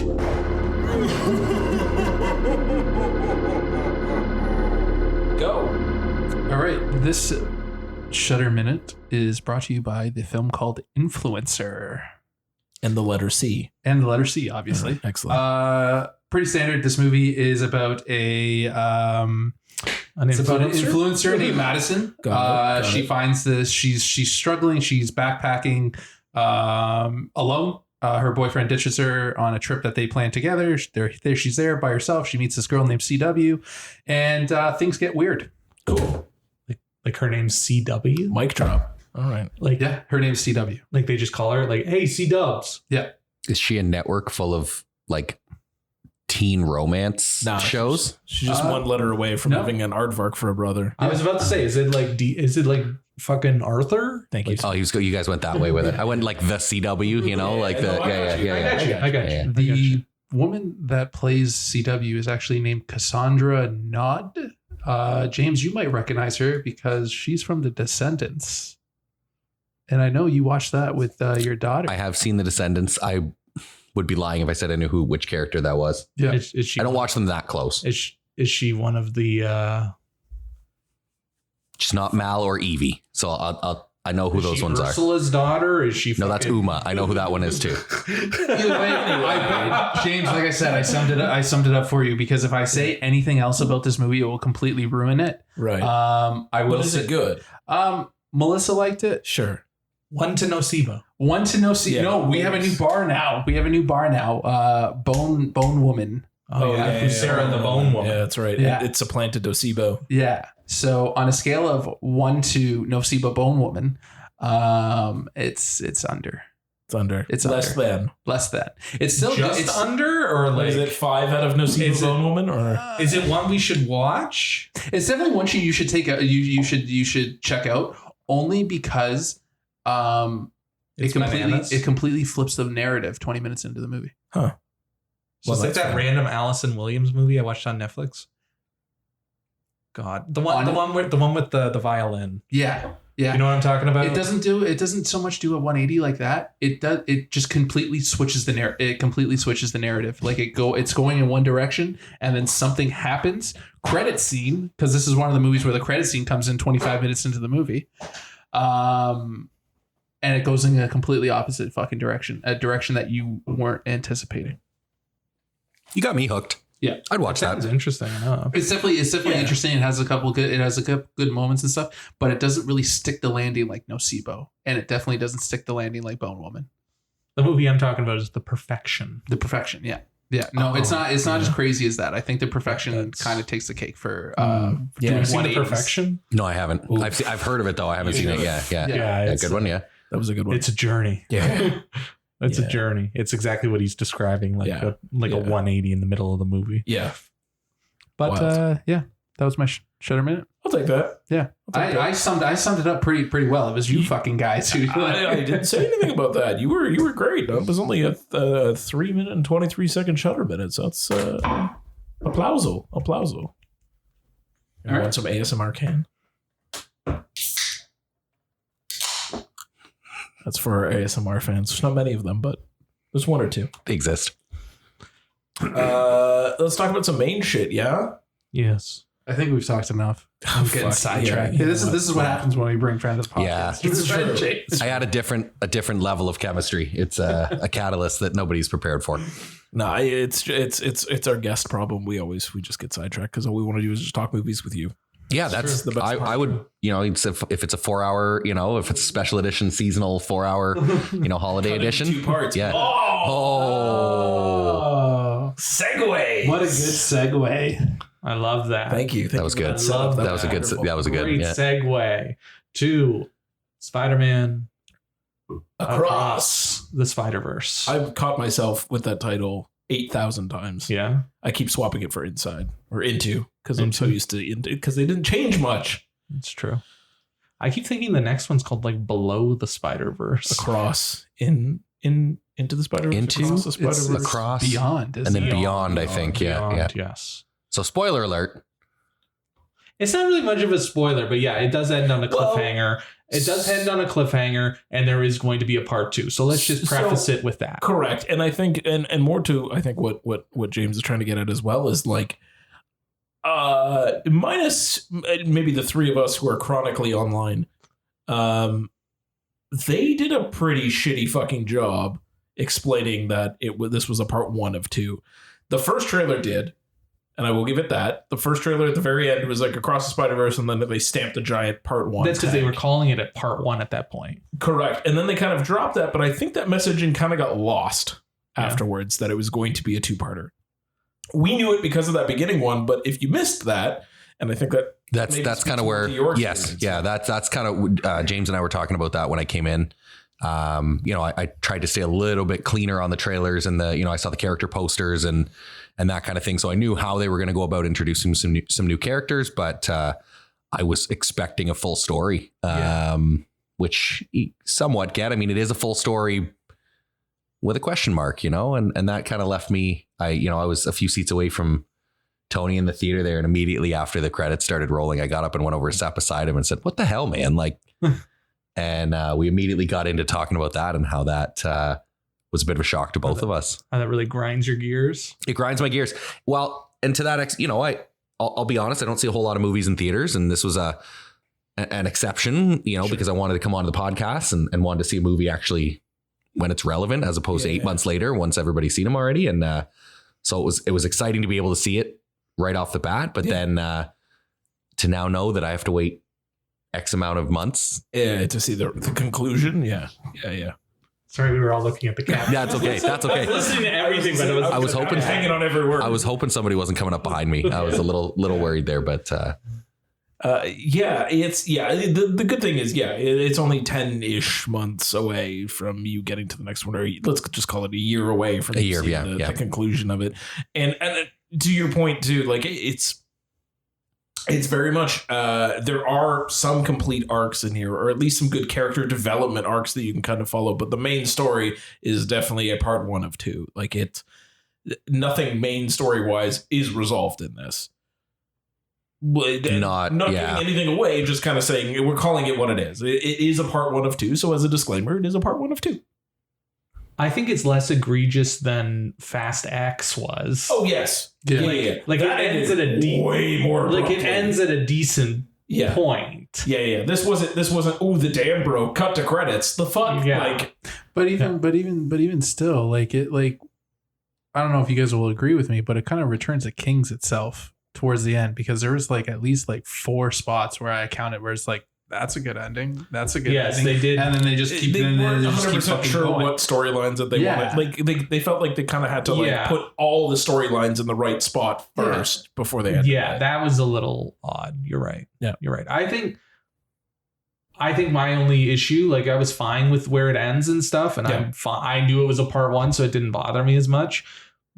And I think that's the only flaw in the movie, is that it's not a full story. Yeah. Because other than that, holy shit. That's what I was going to say. Other than that, which was a major blue ball in what I would consider some of the best movie sex in my life, like that was a great visual experience. I wouldn't say it's a blue ball. That was just some prime edging. I'll call it edging. Edging is the textbook. Yes. You know what definition? Textbook edging. That's edging. Yeah. So it. Yeah. Otherwise, it looked unreal. Holy shit. Yeah. I literally said as we were walking away, I said, how could you render a movie like that? I feel like you'd hit render and you got to walk away for like 3 months. Yeah, easily. Because the amount of effects, the amount of staggering. It's fucking gorgeous. Finally, a multiverse movie that shows us multiple multiverses. Yes. Not just like a hint of the multiverse. No, you're in the fucking multiverse. Yeah. And you're in so many different versions of the multiverse. Like Mumbai Hatton, right? Is that what it's called? Mumbai. Yeah. Like you're in that. Mumbai was great. You're in with Spider-Gwen. Yeah. Like, or Spider-Woman. I thought she was Spider-Gwen, but they keep calling her Spider-Woman too. Well, now because Jessica Drew is Spider-Woman, right? So Spider-Gwen is different. Spider-Woman is Jessica Drew. Is Spider-Gwen. Yes. Yeah. Okay. Like her entire world looked different too. Yeah. Like everything looked different, and it was incredible how they literally took the characters out of their worlds, but they still look the same, and they like still their work world the same way. Yeah, what's his nuts from punk Spider-Punk. Yeah, Spider-Punk, yeah. Like, still having like Fantastic. around The Clash style writing, and yeah. Oh man, he's very anarchist and very like, oh, he's fucking great. Daniel Kaluuya with his actual like accent. Proper speaking. I didn't actually realize it was him until the end. Like his proper accent. It was fun going through the cast listening afterwards and seeing who did all the voices. I picked a handful out. I was a little proud of myself with a handful that I picked out. Yeah. Andy Samberg doing his best. Oh, that was perfect. Yeah, Scarlet Spider. Yeah. It was.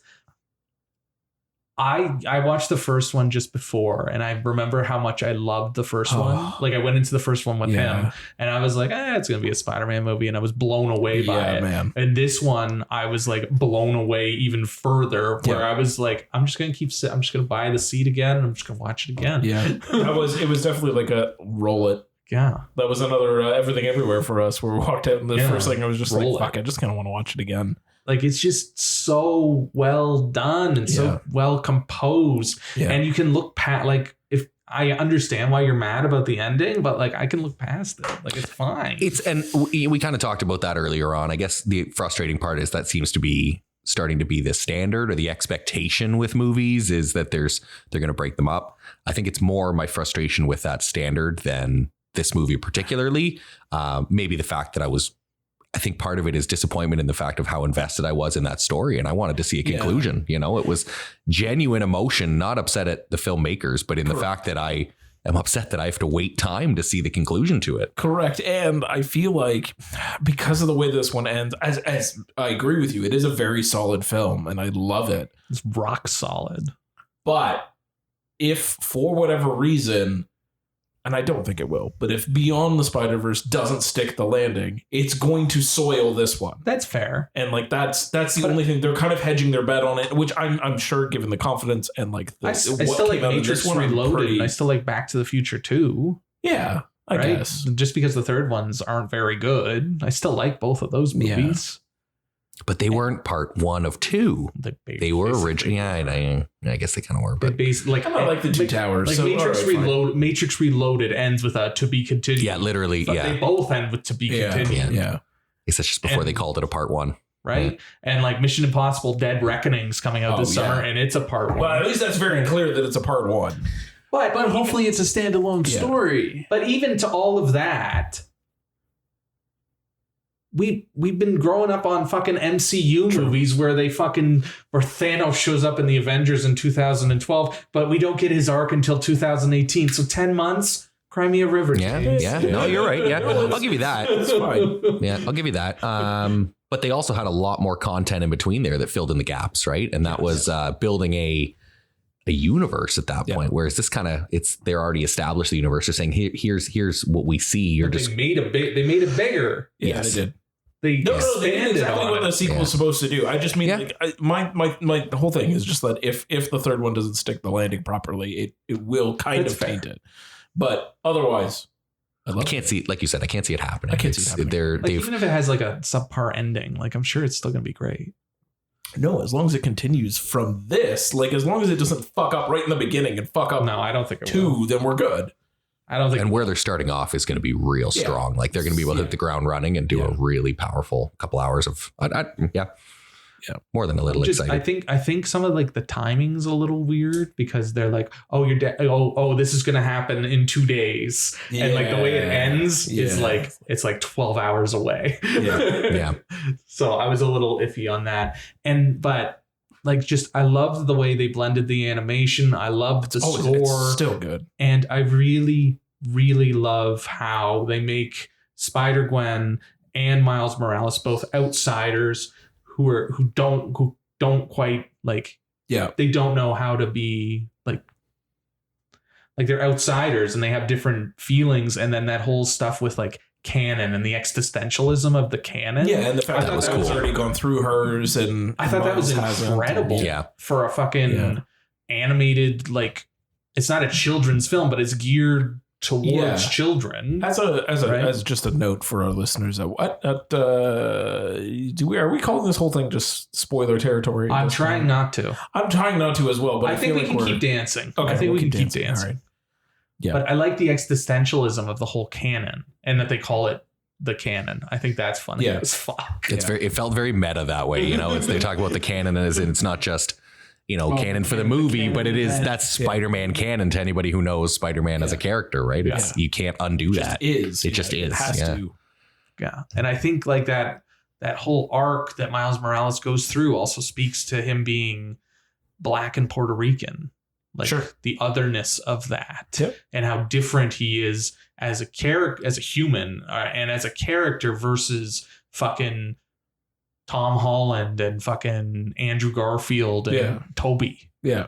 Right. How different his experience is. And I think that's great. And I think it's a great message for those individuals who have gone through that, who have not, who don't see themselves in fucking Tobey Maguire. Correct. Yeah. Right. Yeah. So I really fucking loved it. Yeah. I really fucking loved it. I did too. Because I kind of asked them just before the show, and I'm just curious, and we'll just air it out here of just a thing. How was your sound mix? The beginning was iffy. The rest was fine. Yeah. What did you see? What did you see? Her with the drums, that was iffy. It was real. You couldn't hear a word she was saying. I got a couple of words in, but it was iffy. Yeah.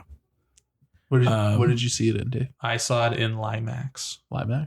Oh shit! And so 3D or in regular? It was in regular Limax on a fucking PA day. So there were just so many kids. So many kids, and they kept getting up and down. And I was like, this is getting irritating. But I got through it because I was really into the fucking movie.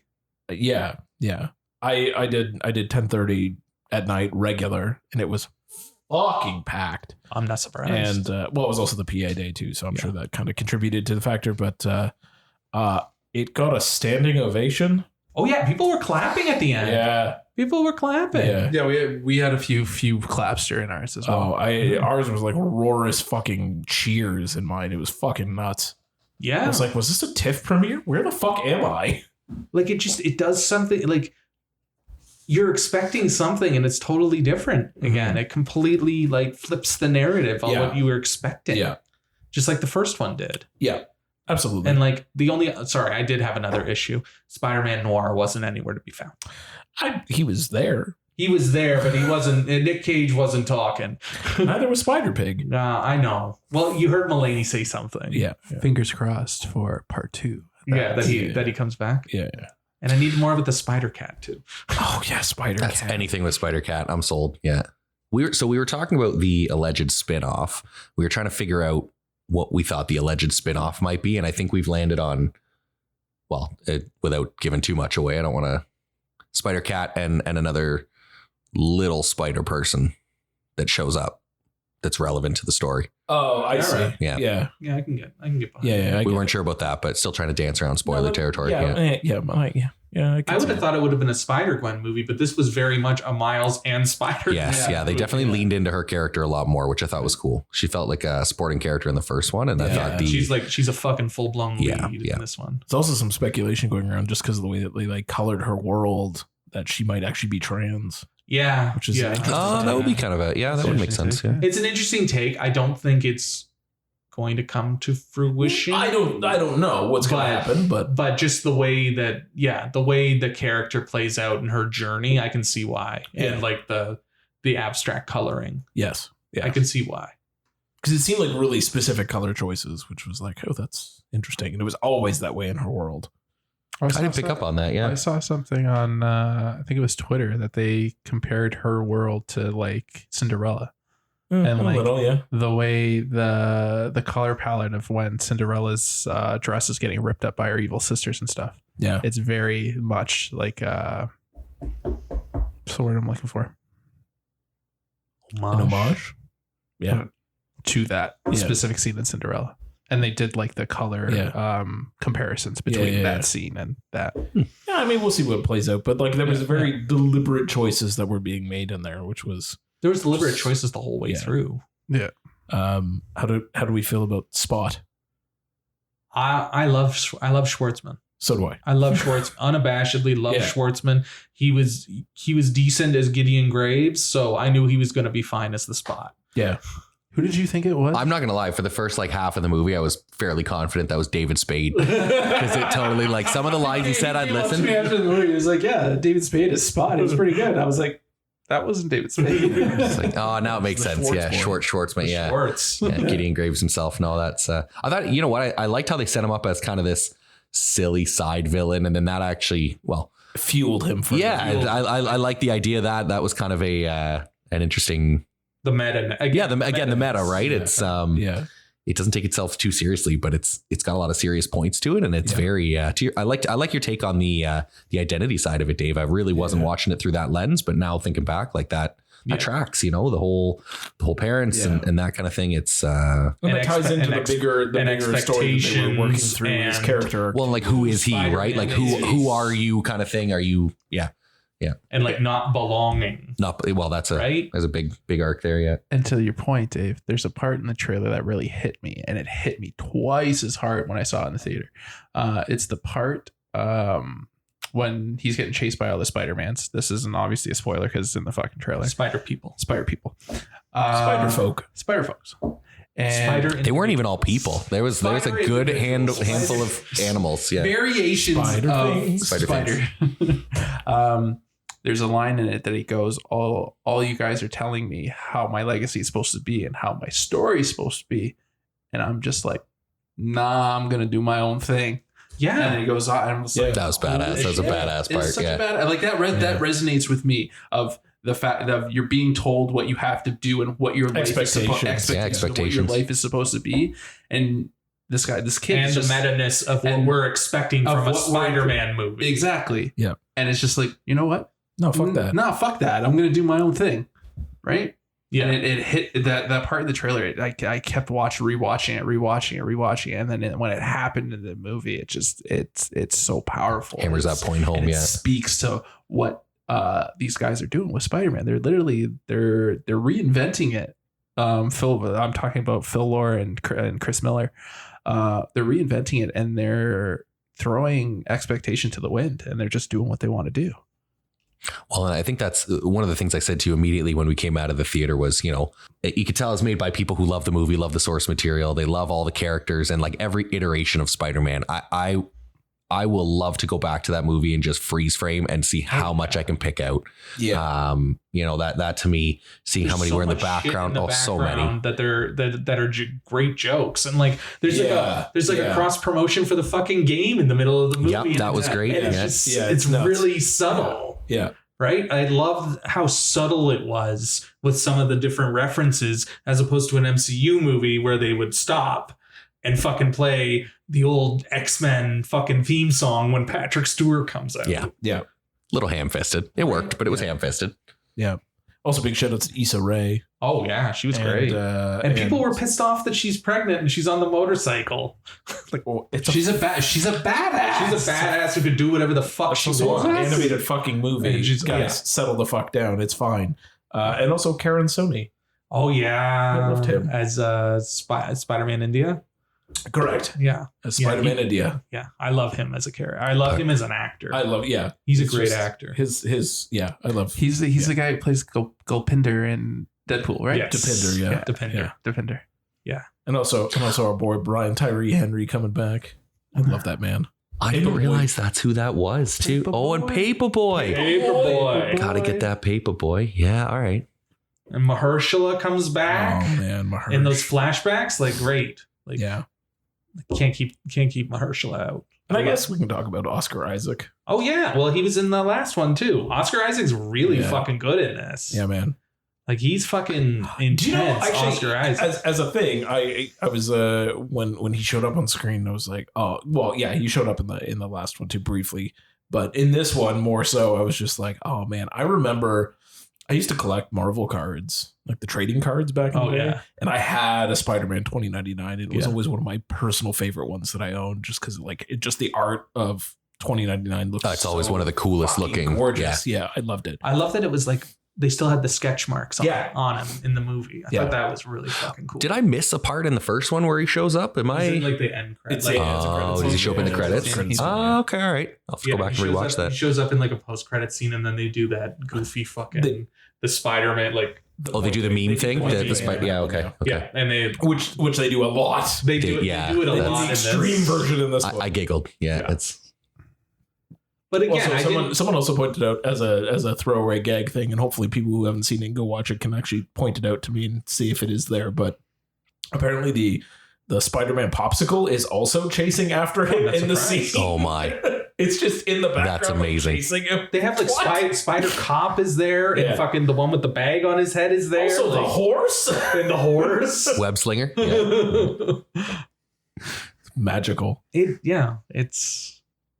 I just love that it just feels natural. Yeah. It just feels natural, and when they're playing around with the expectations and the canon, that whole explanation, it didn't feel. Yeah. It still felt natural. It didn't feel like they were just like, hey, we can do this, so we're doing it. Yeah.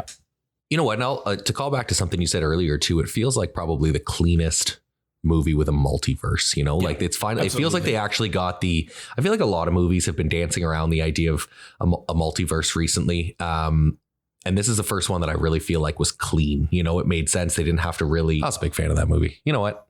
I don't go see movies twice in theater. This actually might be one that I'd want to see on the big screen again, because I've watched Into the Spider-Verse on the small screen probably 10 times with Amelia. Yeah. She loves that movie. And that one was a sleeper hit, though. Oh, yeah. Like, it did not make that much money when it came out. And then, like, people finally saw it and went, oh, shit. And it's like, yeah, where the fuck is it? Because they were just like an animated Spider-Man movie. Yeah. Meanwhile, it's fucking... It's off the chain. Meanwhile, it's top tier Spider-Man. Yeah, absolutely it is. Yeah, seriously. I remember trying to convince Melissa to go see the first one with me, and she's like, "No, this looks awful. Like, I'm not gonna like it." Together? We saw it together. Yeah. And we blind bought it. Fuck yeah. I blind bought it when it came out because don't leave them hanging. I blind bought it when it came out to watch with my daughter because I had heard such good things about it. Yeah. I was not disappointed. Yeah. Such a great film. And yeah, this one. Great. So great. I already have I've plans to see it again. My girlfriend's going to India for 3 weeks, but then when she comes back, immediately do it. I don't care. There was also like so many jokes when they were in Mumbattan. That were jokes that like she's made to me, and I was just like sitting there with a shit-eating grin on my face because I'm like, this is so fucking funny. Like it's all anyway. I just really want to see it again, so I'm waiting, but I'm going. It's happening. No, it's fair. It's fair, and just. What they can do with the animation is stunning. Limitless. Yeah, there's limitless, and you can't replicate this. Like Marvel's going to try really hard with their fucking Secret Invasion and all their other bullshit multiverse stuff. They can't even. And they've pushed that. They can't touch it. And just in the way that they've presented it, but also in the style that they've done this in, like the animation tech that they've used, it's incredible. Like stunning. The first one, great. And so much of that is in here, but it's like expanded in so much more ways. And like, it's, it's gorgeous to look at. Well, even comparing, you know, let's call it his fight with Spot in the streets there, how he's opening portals all over the place and they're fighting back and forth. Like they've kind of already done that with, you know, Infinity War, and they've done the whole portal fighting and this, that, and the other thing they did in first Doctor Strange, that kind of thing. And it looks so much better. Like it works so much better in Spider-Man in a way that I was like, okay, it's just another portal fight, but wow, it was so good. Different ways, and it works. It really works. And it speaks to that animation isn't just for kids. Yeah. I was going to say the same thing. Tearing down the walls between serious filmmaking, not necessarily have to be live action anymore, right? Yeah. You've got some serious contenders in the animated field now that, I mean, they always had them, but they're a little more mainstream. Yes. They're a lot more. Yeah. It's got some clout behind it. Yes. Yeah. And award nominations, you know. Why are we still here? Let's go. Why aren't we just going to see Spider-Man now? We go see now? It? Yeah. It's 11. I'm sure they got a screening going on right now. I don't give a fuck. I'll go see it again. Fuck yeah. I wanted Melissa to go. She didn't want to, but like. Oh man, no, I'm sure TikTok's going to tell her to go. So yeah. Not just us. Absolutely. Tony, speak. You've just been looking at me like fucking glaring. You got nothing to say? Nothing. We've already said what we gotta say. Yeah. Tony's happy. Tony's recommending big 2 thumbs up from Tone. Yeah. Pretty much. My only gripes about it was it didn't need to be 2.5 hours. And The opening was there could have been some trimming. yeah, there could have been some trimming for sure. And I was a little bothered by them purposely planting seeds just so you can get to the next one. Like it reminded me a lot of Fast X. But done better. Less egregious. Oh, this is exactly what Dave said. They didn't have to retcon an entire villain into this one. Exactly. Yeah. Like I like how they did that. That was well done. it was the first one still for me is damn near untouchable. Yeah. But I like how they reinvented here. Sure. And they what's the word I'm looking for? Subverts your expectations. Yep. For sure. And it still feels like a fucking comic book. Yeah. Exactly. And it's very much a comic book. I was going to say, I thought the first one had a little bit more of the comic book vibes to it. I know that this one, they maybe just in the storytelling. Yeah, I think. But this one, it worked fine the way they did it the same way. But the first one felt more like the called the speech bubbles, the little captions in it. You know, there was a lot going on in this one, but some of them I think were a little too quick. Like I was missing where they'd come up with their little reference bubbles of what certain things were. You know, some of those were a little quick, but I still brings you to that comic book vibe. The theater, so you had the perfect. We were on the left side of the theater. Yeah. Right in front of me. Yeah. I don't think I could have it other than, like you said, length and the fact that I was a little edged by the ending. Sure. That would be the only two gripes. Because all the characters are. So it's a recommend from you too, Doug. 100%, no question. Yeah, excellent. Dave, watch it. Just I don't even know why I'm asking. Just keep watching it. Did you catch the, speaking of multiverse movies, did you catch the Everything Everywhere All at Once reference? No, I didn't. See, you're gonna have to go back. I'm gonna have to go back and see it again. It was on the billboard above Spot's lair. What did it say? There was a bagel in the middle, and it was all of it, all the time, and something else I can't remember, but it was very clearly referencing Everything Everywhere All at Once. I love it. I think it was like all of it, all the time, everywhere, or something like that. And there was just a bagel in the middle. Have you seen that movie? I haven't yet. No, I know it's on my list. It's on my list, buddy. I know, buddy.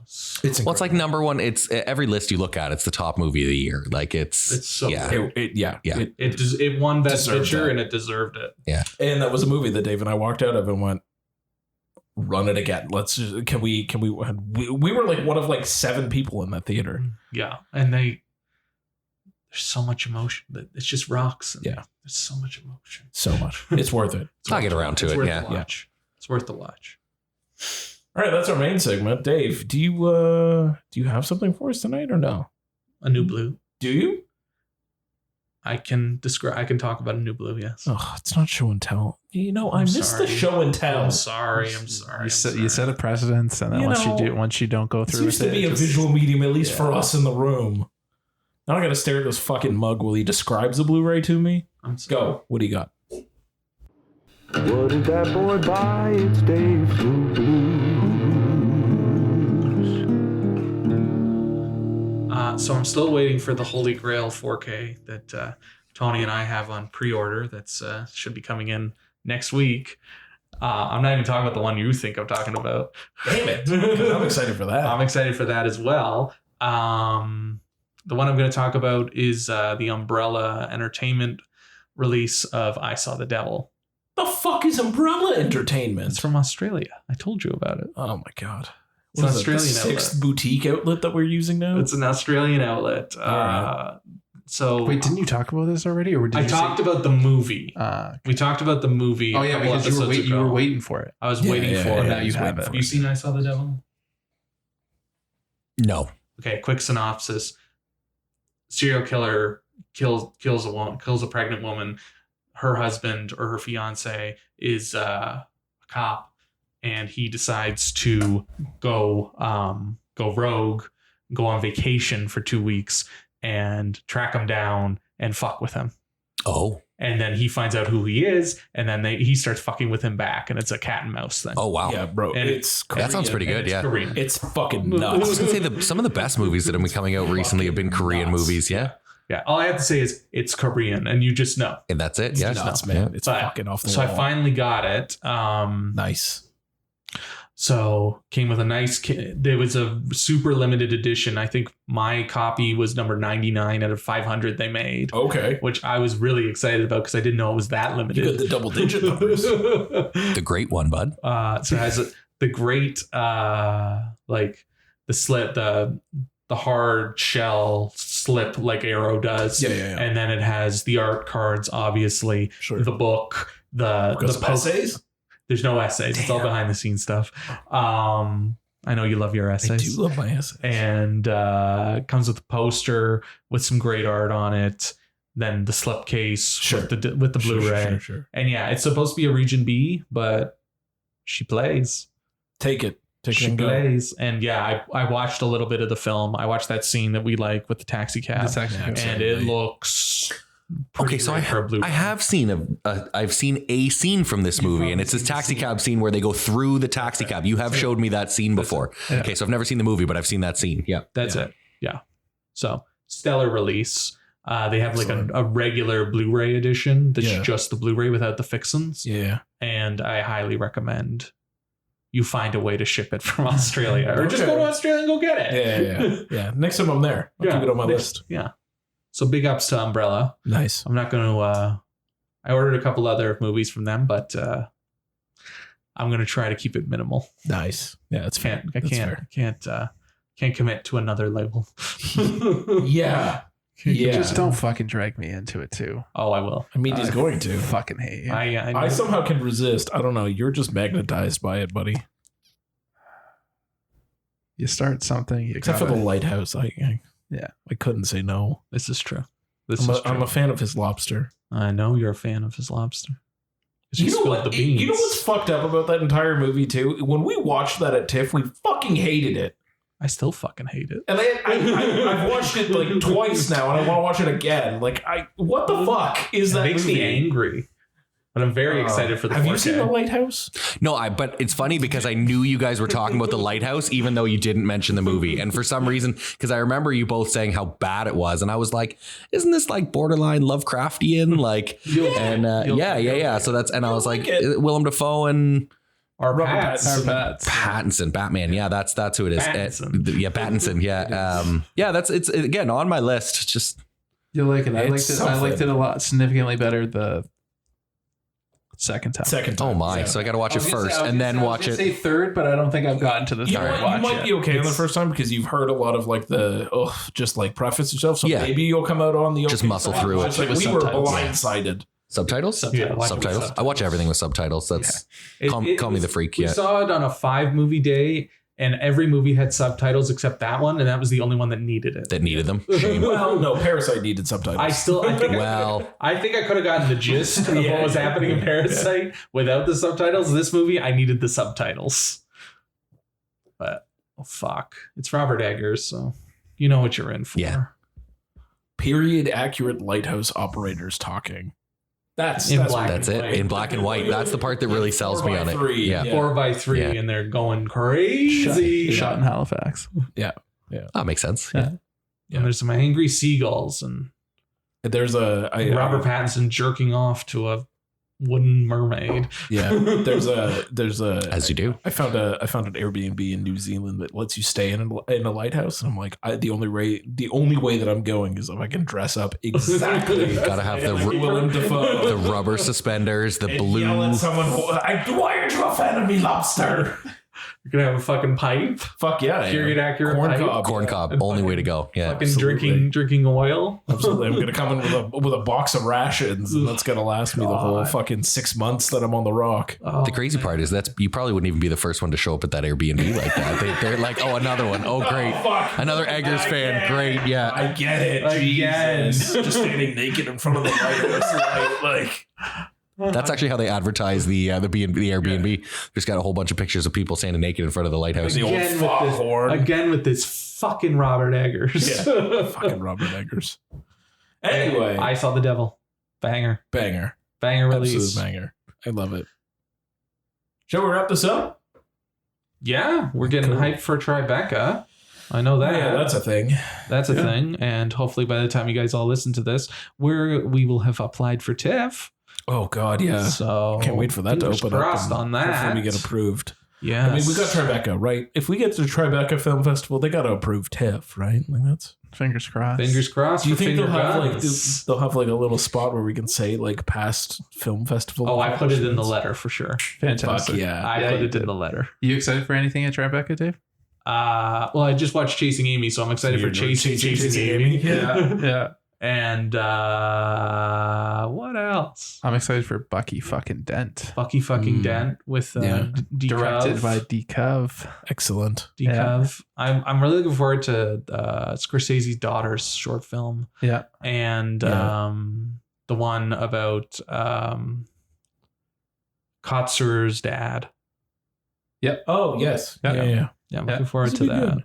Yeah, it's gonna be good. It's going to be a good one. There's for some sure. great stuff coming, and We might need a bonus episode. we might need a bonus episode or 3. All But, Tribeca all the time. Yeah. It's gonna be wild. It's gonna be wild. Might turn into a Fantasia last year. God, please don't. It's gonna be As long wild. as it's not a and, TIFF wrap-up episode, we're okay. Yeah, definitely. and God willing, we'll have Friend James back on the podcast very soon. Yeah, I would love that. Yeah, that would be. Please do. Yeah, we can make it a quarterly. You know We can what? make it a. You're welcome all the time. You know buddy. what? You know what we should do?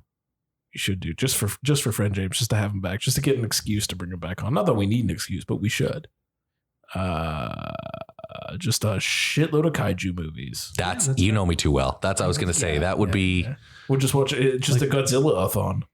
Is that the episode titled? The Shitload of Kaiju episode? Shitloads of kaiju. Throw some Pacific Rim in there. Fuck yeah, pack room for days. Monster. Like. I will say, you know what I watched recently? I'm gonna plug this one because I watched it not too long ago. I want to say it was called Troll. It was like a Scandinavian movie. It was on Netflix. Oh, was it Troll Hunter? Not Troll Hunter, because Troll Hunter is really good and I really like that one. That one's out there. But I want to say it was called Troll, and it was about a Scandinavian about mountain trolls and them, one coming to life kind of thing. And I watched it at work one day, and I'm not gonna lie, I would watch it again. Nice. It's got the whole environmentalist theme behind it of if we keep messing around with the earth, stuff's going to come at us kind of thing, takes from Godzilla, a little bit that way. But Also was a shout out to, speaking of Shin movies as well, there's Shin Kamen Rider coming out. yeah, Shin Kamen Rider is going to be, Fucking yeah, man. Yeah. That looks nuts. I don't even care. Shin Ultraman was fucking Shin nuts. Ultraman, yeah. Shin Gojira was fucking insane. Just give me all the Shin movies. All the Shin movies. Gamera. That's all they need now is Shin Gamera. Yeah. And we're there. We're getting there. Yeah. Anyway, yeah, man. Thanks so much for coming out. Thanks so much for having me, guys. It's been a blast. Yes, thanks for We coming. appreciate you. I appreciate Come you. back anytime. Yeah, literally. It's an open door policy. We true. just, Monday nights, I'll be here. okay, not every Monday night. Okay. Every 2 weeks. Every 2 weeks. Okay, all right. I'll just show up every Monday. If you're He has a filming, great. special- If not, he's a yeah. special lady friend. He needs to know in advance. Fair enough. Then we're doing it. Stop talking about my special lady friend. Anyway, let's wrap this one up. We'll see you guys in 2-ish weeks, let's call it. Yeah. There might be a bonus episode in between or something else. We'll see. It depends on what Tribeca has in store for us. But until then, my name is James. Big Tasty. Dramatic Dave. Super friend guest. Friend James. And this has been the Finger Guns Podcast. Thanks so much, everybody. Good night.